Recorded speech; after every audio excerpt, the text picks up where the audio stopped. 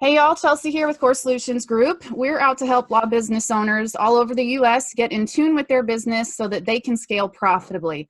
Statistically speaking, more than 90% of businesses fail within 10 years. And just because you make it to 10 years in one day doesn't mean that it's smooth sailing and massive profits from there on. I heard someone point out that business ownership is the only profession where the longer you stay, the more likely you are to fail. And I know this sounds discouraging, but that's the truth we face. And that's exactly the reason why we're here with you today. Through this video series, we're bringing you information straight from the 10 percenters themselves, live in person. So this series highlights conversations about what it takes to make the cut, not only the technical components, but the mindset that breeds success. Have you ever heard the saying that what got you here won't get you there? In business, if we're to succeed, we have to be willing to evolve, or else we will die on the vine. These individuals are willing to share, in service to other law business owners, some insight on what set them apart from the masses. So today we have with us Mr. Robert Johnson. Robert, in terms of his background, has 2 decades leading in Fortune 100 companies. Robert also understands law and business. He has been in-house counsel for McDonald's for 14 years, He's a managing partner and general counsel at Solomon Group in Chicago, and has done that for over 10 years and still currently doing that. Also currently a partner at Taylor English Duma LLP and of counsel at Quinteros, Credo, Wood, and Boyer. He has been in the law industry for over 25 years and has a passion for empowering others to succeed. So, Robert, thank you for giving us your time today. Thank you for having a heart of service and in servitude to other law business owners, and share some of the information that you're going to share with us today. If you would, tell us a little bit about your background, where you've come from, and how you got to where you're at right now. Thank you. It's an honor and a privilege to be here. And I truly appreciate the work that you're doing in our profession to bring sort of the convergence of law and business together in a way that I don't think we spend enough time examining. And that really is the genesis of my story. I call myself a lawpreneur. I grew up in a small, when I grew up, it was called a poor area. Now the fancy term for it is underserved or under-resourced community right outside of Chicago. So that is really what spawned my interest in the legal profession, was a desire to try to contribute to creating a better environment for those who were voiceless or who didn't have the representation that I felt deserved.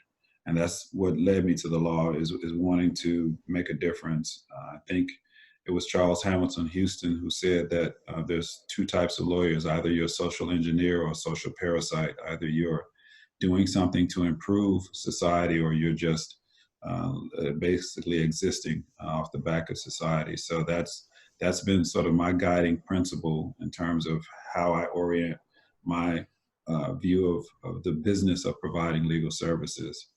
So I spent the last 25 years as a lawyer trying to do that in various iterations, whether it be directly through the legal services that we provide, that I'm able to provide, or through my community involvement or non-for-profit affiliation, which is basically morphed into now focusing on social enterprise and trying to use the legal profession to begin to change the dialogue of what social enterprise looks like, and helping other lawyers use their skills to try to create a better world, and to engage our profession in a way that makes them better business people and makes them better lawyers. And so it sounds like overall, as a business owner, it's really easy to get caught up in the day-to-day. But it sounds like overall you had this bigger purpose that was driving you. So your business is more or so, almost like a vessel. I mean, would you agree? I think that's a great way to describe it. I think that most people look at business as apart from who they are and apart from what they can contribute. I think we all can have a dual purpose, and that actually the more you align your business with your purpose, I think the happier you will be as a lawyer and as a business person.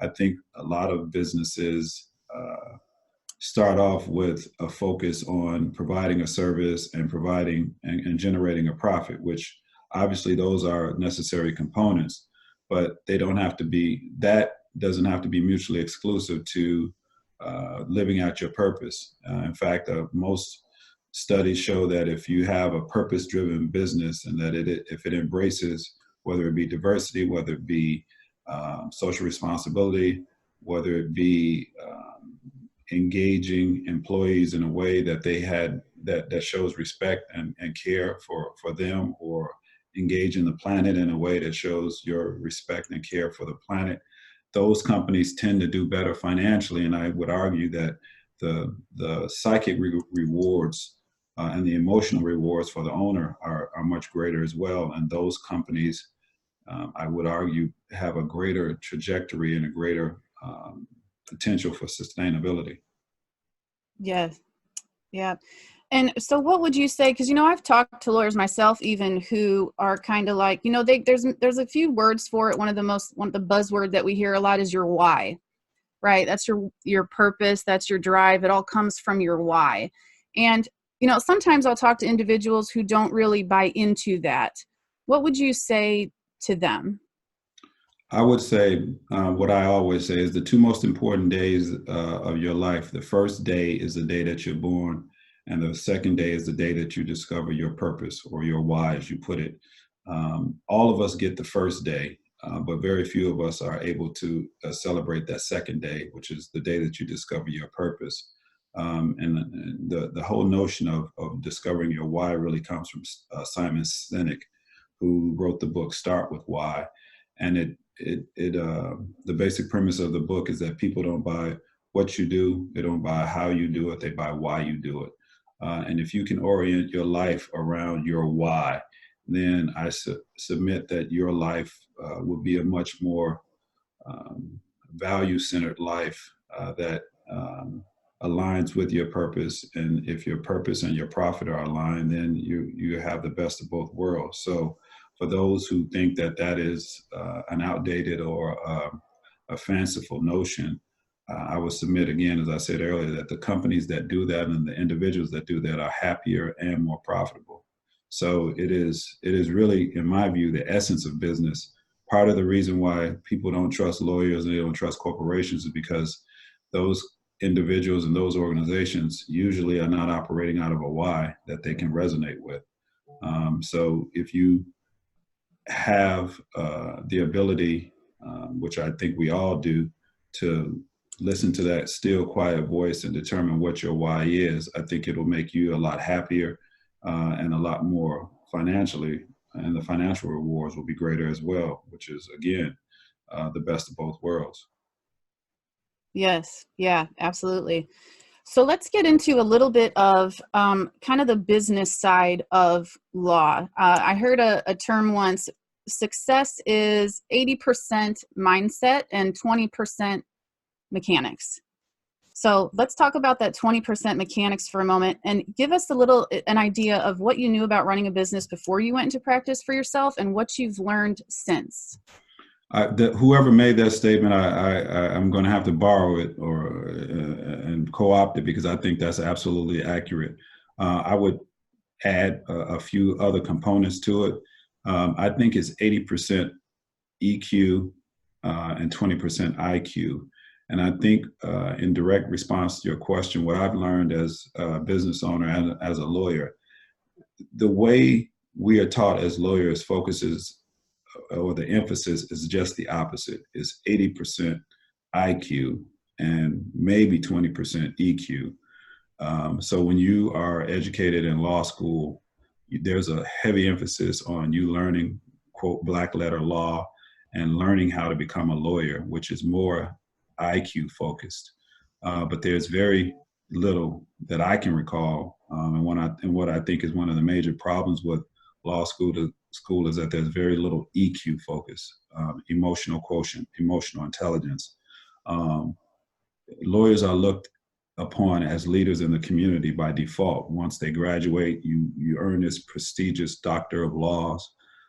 You have Esquire behind your name. You're almost afforded a title of nobility, particularly in underserved communities, because there are so few minority lawyers that you are already elevated to a status in a community where people look to you to have answers, but you are not equipped to lead because you've never been given those tools in law school. So you're essentially a babe in the woods with this enormous power, but not really the emotional intelligence to be able to lead. And again, there's countless studies that demonstrate that leaders, successful leaders, have at least an equal amount of EQ as they do IQ, if not more EQ than they do IQ. And that's one of the things that I focused on as a lawyer and as a businessman, because nobody ever does a significant amount of business with anyone that they don't like unless they have to. So we don't spend enough time as lawyers focusing on those soft skills, on how to develop relationships. One of the main issues that lawyers have, and one of the main ARDC complaints annually, is lack of communication with your client. So by the very definition of what you should be doing as a lawyer, we're not equipping and training our lawyers how to do, which is to communicate with their clients and keep them abreast. And if you're an advocate for someone, how can you advocate with someone and not communicate with them? It's counterintuitive. So what I've learned as a business person and as a lawyer is that the two are inextricably intertwined. You have to be able to have the requisite EQ to match your IQ. Maya Angelou said, people may not remember what you said to them, but they will remember how you made them feel. Mm-hmm. And that's a lesson that I think lawyers and business people need to understand, is that what you say is less important than how you say it and how you make people feel. Yes, absolutely. I agree. I love that quote.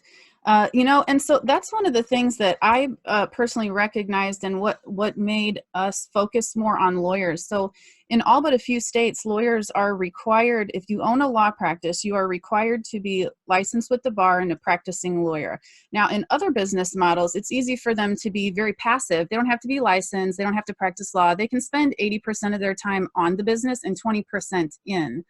I think one of the unique hurdles that law business owners have is that they are required to work so much in their practice and have less of the opportunity to be more passive, which also, almost makes it to where they have to be a master delegator, more so than someone who can passively own a business. So can you speak to that, even in your experience? How did you navigate your time restraints, and how did you even find the right people for your team and start delegating some of your things to do all that you do right now?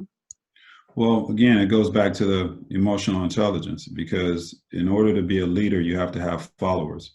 You have to have people that believe in your vision, again, which is going back to the earlier question in terms of the why your why is so important. Because again, people don't buy what you do or how you do it, they buy why you do it. And that's not just your outward facing consumer, but that's also your inward facing team, those people who you align. Yeah, anyone, you can pay anybody to do a job, but if you really want them to embody the vision and the mission of your organization, they have to be compelled by your why and your leadership and what it is that your persona embodies, so that they would be willing to follow your lead. And then that gives you the ability to delegate tasks and responsibilities to people who you trust, who you can then empower to become the best version of themselves, because they've embodied the vision and the mission that you have created for your organization, so they can help carry that out. And you feel confident because everyone is marching to the same beat or singing out of the same hymnal, because they understand why it is that we do what it is that we do and how we do it. So that allows you to delegate that responsibility. That allows you to assemble the team in the first place, because then you only hire people that match your why or match your purpose or match the vision of your organization. Because any business owner or any lawyer, in order to be successful, you have to be able to duplicate yourself. You have to create a process that allows things to go on without you while you're in court, or while you're on a trip, or you're in a meeting. Things have to continue. Folks have to understand what their role is and what their responsibility is. And that only happens when you set the vision and you create a process and you create an organization that people understand how everything works together. And then you hire folks that reflect that vision, that mission, and that process. Mm-hmm. Have you heard the term hire for character and train? Hire for character, or hire for personality and train the rest. Exactly. I was just having this conversation yesterday with someone who talked about sort of behavioral-based interviewing, where you ask questions that focus on eliciting what type of behavior this person exhibits, not necessarily, again, IQ-based testing or questioning, where you just try to determine their aptitude. I think aptitude has to be matched with attitude. And you have to have somebody who has the right attitude for your environment, because aptitude can be trained. Attitude is something that is kind of innate. A person's character, it is what it is. A person's IQ is what it is. But you can mold a person's emotional intelligence. I can't make you smarter, but I can make you more emotionally intelligent. Yeah, absolutely. And I want to go back to something that you said. You mentioned that, when dealing with team members, you are to empower them.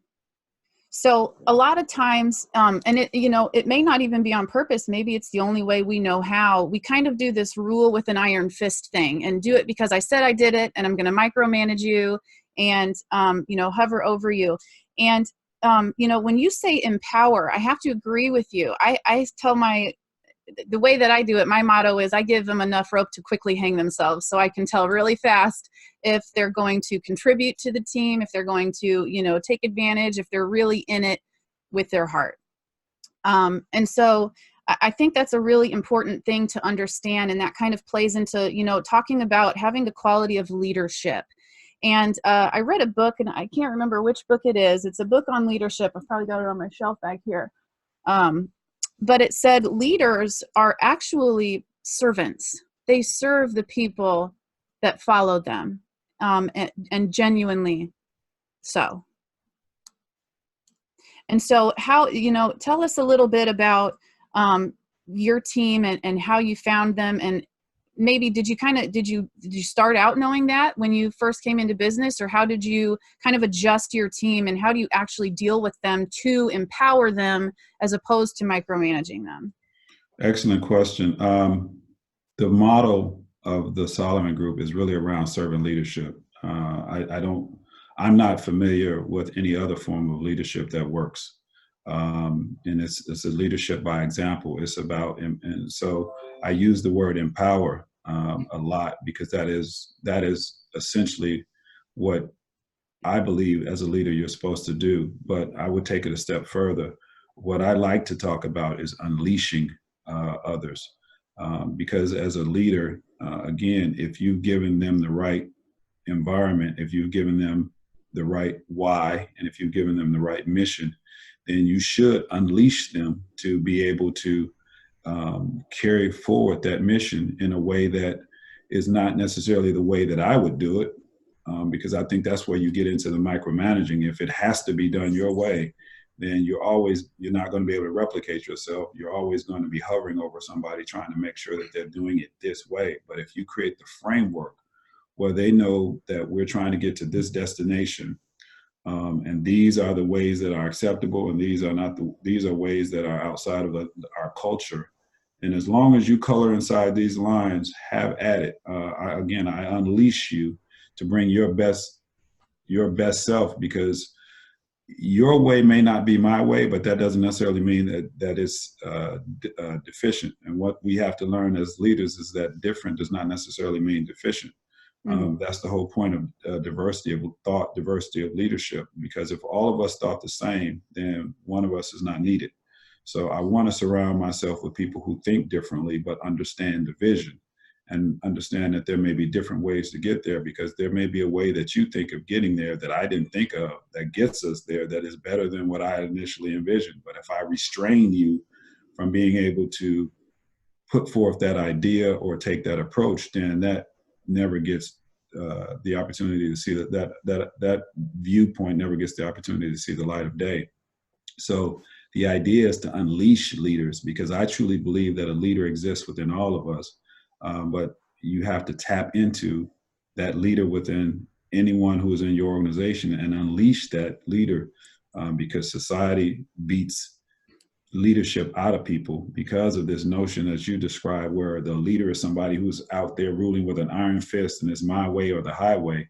Well, that tamps down any other viewpoint, because everyone is afraid that if they don't do it the way that this person says it needs to be done, then they're going to suffer some ramification. So you don't get your best thinking. So my goal in terms of assembling our team is to find what we call thought leaders. So I call it sort of an Avenger model, where we come together, sort of a retractable, expandable model. If you look at the Avengers, they work together as a team. Each individual has their own superpower, their own strength, their own gift, their own way of doing things, their own temperament, but they still work together as a team when they have to accomplish a task. And that's the model of leadership that I think is the most successful, and where I think leaders often have to adjust their leadership style to allow each other team member's superpower to flourish. Mm-hmm. Okay. Yeah. I think that's a really important quality to have as a leader, to be sensitive to recognizing other people's strengths, even when maybe they don't. And then also having the ability to say, okay, this is this person's strengths. Where can I put them within my business that's going to allow them to grow in their strengths? Because there's such a thing as having the right person on the bus, but in the wrong seat. Exactly. When I was at McDonald's, we had this saying, have your aces in their places. And I think that's akin to what you were just describing, is that as a leader, it's your job to identify what motivates people, what their strengths are, what their weaknesses are, and what their aspirations are, and aligning them within your organization so that those aces are in their places, so that they can maximize their gifts, their talents in a way that moves the organization forward. Again, if you don't engage with your team or engage with other leaders and elicit what their strengths are, and then unleash those strengths to accomplish what it is that you're trying to accomplish, you're doing yourself a disservice. One of the things that just recently became apparent to me is that most folks look at employees or look at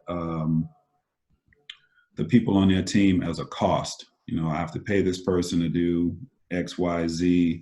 And as a result, we try to keep head count down. We try to reduce hours. We try to do those things that really are profit-based, as opposed to looking at individuals as investments. Like if you have to buy a laptop, or if you have to buy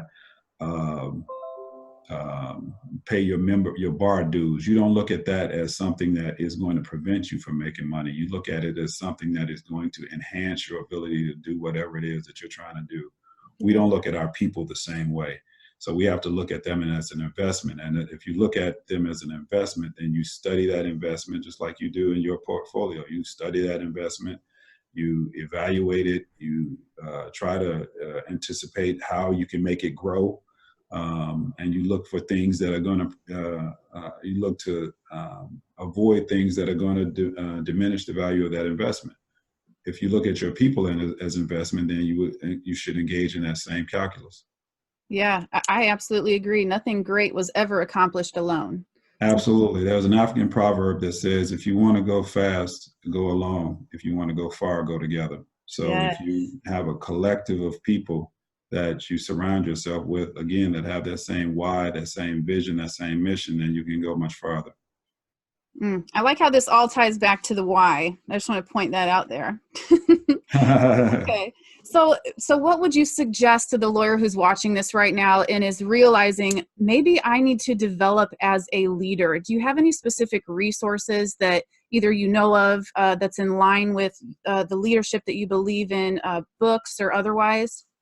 Absolutely.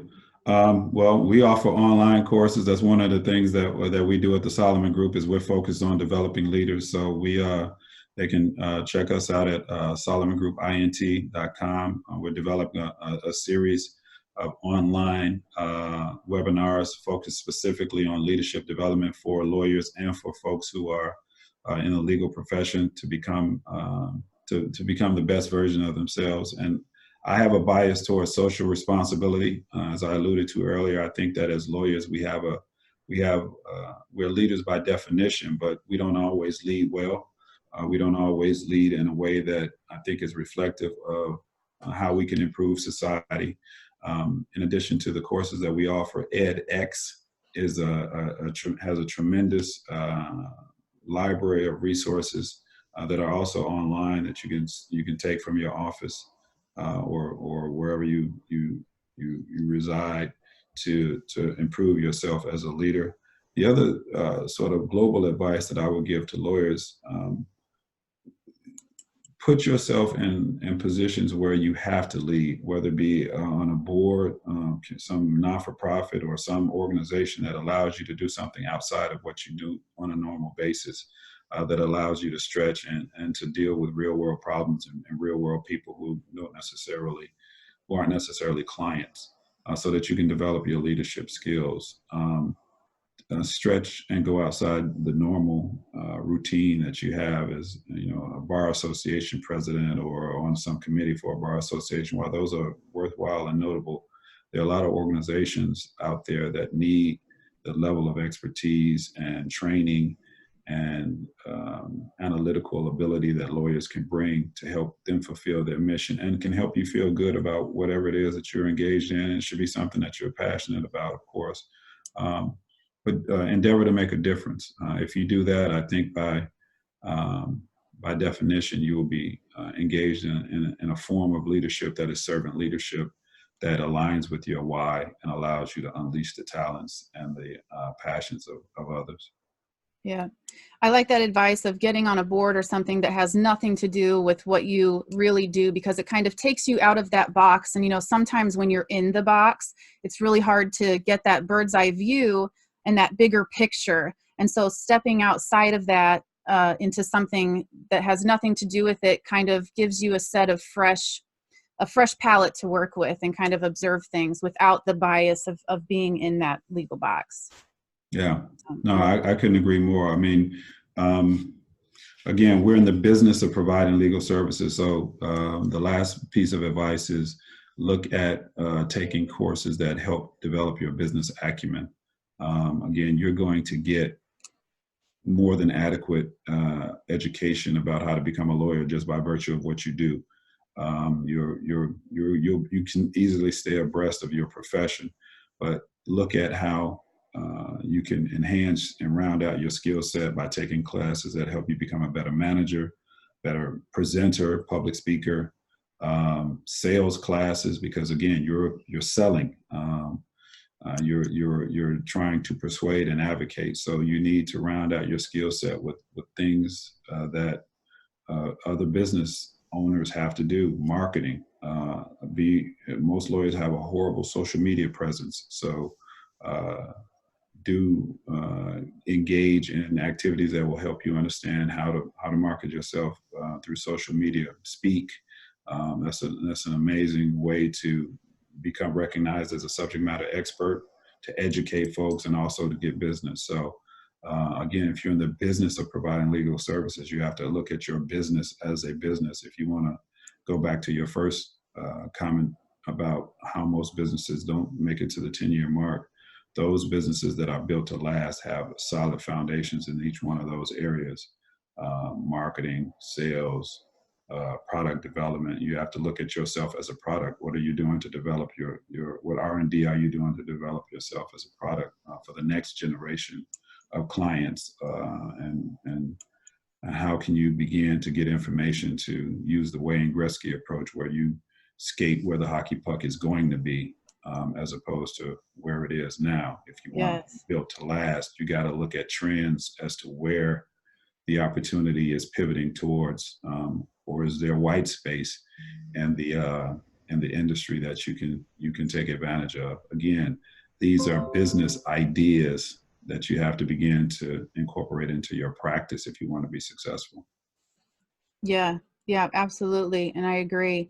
Um, I want to be respectful of your time, and we got about just a few more minutes left. If you would share with us one or two of the biggest struggles that you faced and how you overcame them. Well, I think the biggest struggle that I face is one that I think, as a person of color in the profession, it is not very hospitable sometimes. Diversity is still a major issue in our profession. That brings with it a whole host of challenges: access to capital, uh, networks to get business, um, the lack of institutional relationships that some others may have.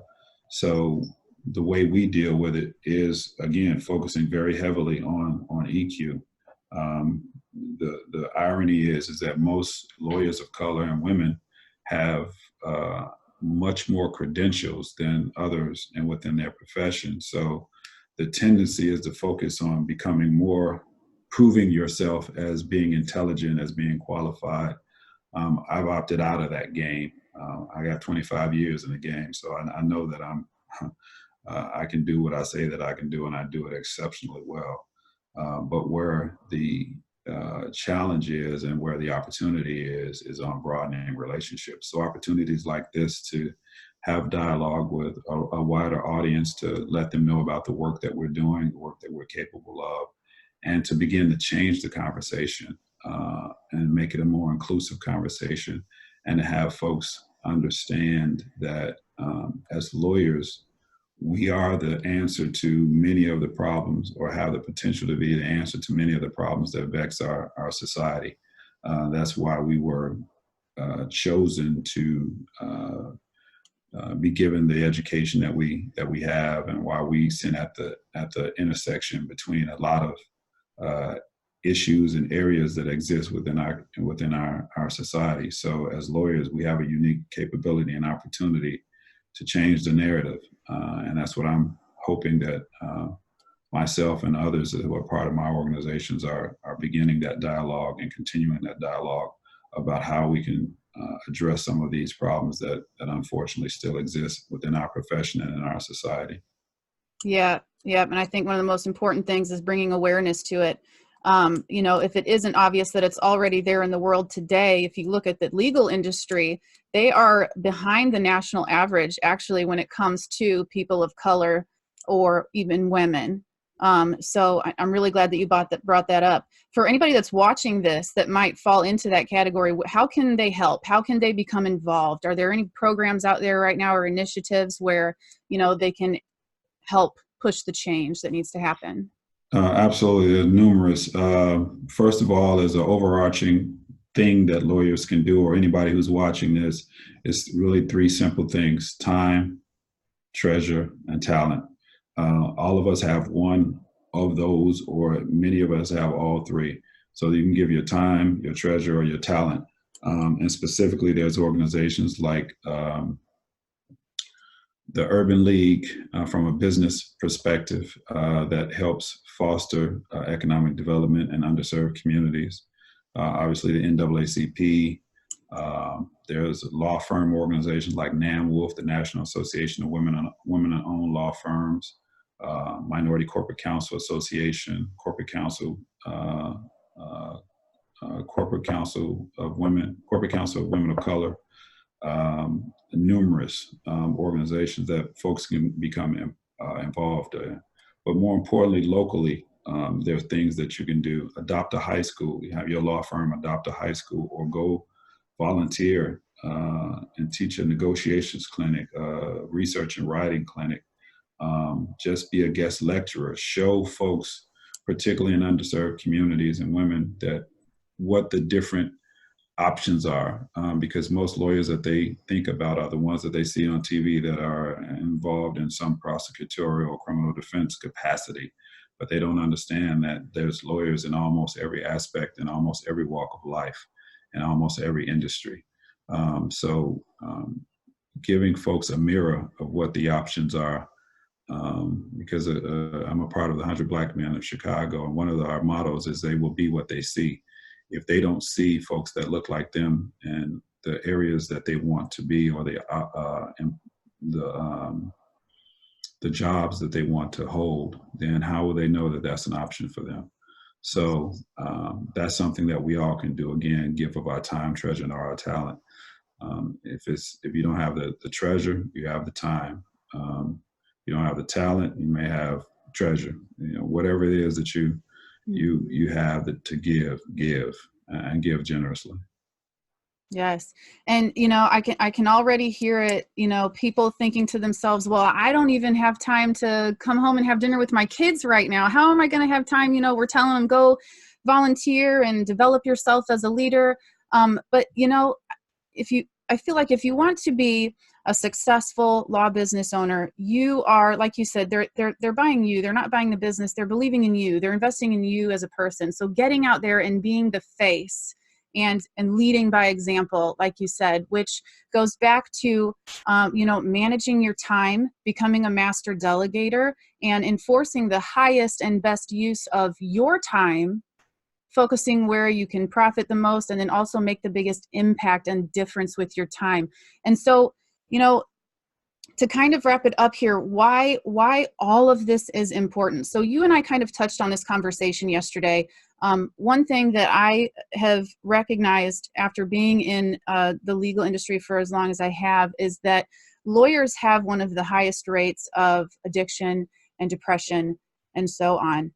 And one of the ways that we can start to change something like that is to alleviate some of the stressors of being in business. And so what we've shared today are some of the ways that lawyers can take incremental steps to get to this place where they're really doing what they enjoy. And like you spoke to, and like we've talked about, making sure that, they're in it for the right reasons, and it's satisfying their why, and it's satisfying their purpose. I feel like that's step one, right? Making sure that that's there.